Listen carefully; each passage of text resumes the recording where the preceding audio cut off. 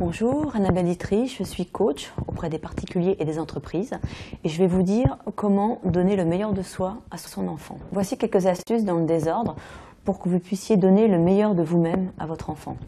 Donc tout d'abord, il faut reconnaître les sentiments et les émotions de l'enfant. Lui dire je vois que tu es triste, ça doit être dur. Donc il faut vraiment écouter les émotions de l'enfant et il faut éviter de lui demander pourquoi, parce qu'en général il ne sait pas pourquoi. Donc demandez-lui plutôt de quoi as-tu besoin, qu'est-ce qui se passe, de quoi as-tu peur, qu'as-tu ressenti. Donc quand les émotions ont été verbalisées par l'enfant, demandez-lui ensuite qu'est-ce que tu peux faire pour résoudre ton problème. Et seulement après, vous lui demandez qu'est-ce que je peux faire moi pour t'aider maintenant. Les soucis des enfants ont vraiment besoin d'être écoutés et surtout pas minimisés. Ce qu'il faut savoir, c'est que le cerveau des enfants, jusqu'à un certain âge, n'est pas complètement terminé.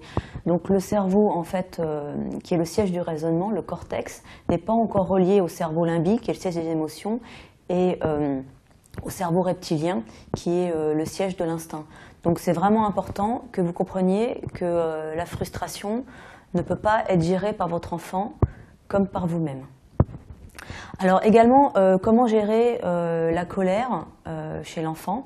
Alors d'abord, quand on ne sait pas gérer notre colère, c'est-à-dire parler de nous, de nos besoins, de nos sentiments, en tant que parent, malheureusement, on entre souvent dans la violence. Cris, fessées, paroles blessantes. En fait là, on juge l'enfant, on le blesse, mais on ne parle plus de nos besoins à nous. En fait, la violence, c'est un refoulement de la colère. C'est une accumulation d'impuissance, de peur. En fait, l'enfant, il doit apprendre qu'il peut sortir de la colère sans casser le lien qu'il a avec ses parents. Donc c'est important de lui dire « je comprends que tu sois en colère, mais je t'aime autant qu'avant ».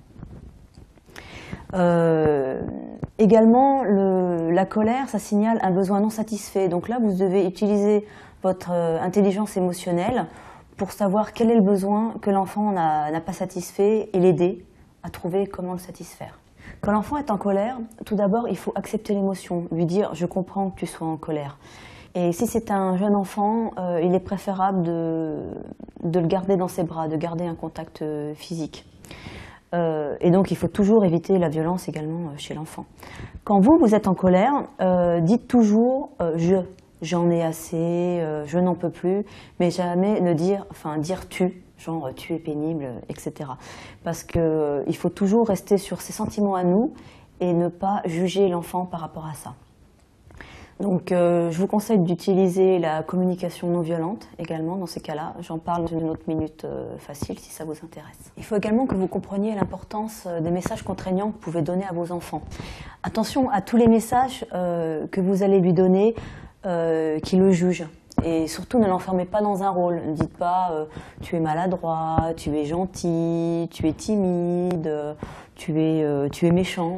Et surtout, ne dites pas tout le temps, jamais, etc. Genre, tu ne ranges jamais ta chambre. Parce que inconsciemment, sinon, il cherchera à vous donner raison. Également, ne dites pas régulièrement les 5 messages contraignants principaux qui sont « fais-moi plaisir »,« dépêche-toi »,« fais des efforts »,« sois parfait » et « sois fort ». Parce que sinon, à l'âge adulte, votre enfant, il va garder ses drivers dans tous ses domaines de vie. Donc aussi bien les relations amoureuses que le travail. Voilà, vous savez comment donner le meilleur de vous-même à vos enfants. Maintenant, un dernier conseil, quand vos enfants vous poussent à bout, demandez-vous qu'est-ce qui est le plus précieux pour moi? Est-ce que le plus précieux pour vous n'est-il pas l'amour que vos enfants vous portent, la confiance qu'ils ont en vous, plutôt que la propreté de votre cuisine ou la vie d'une tierce personne?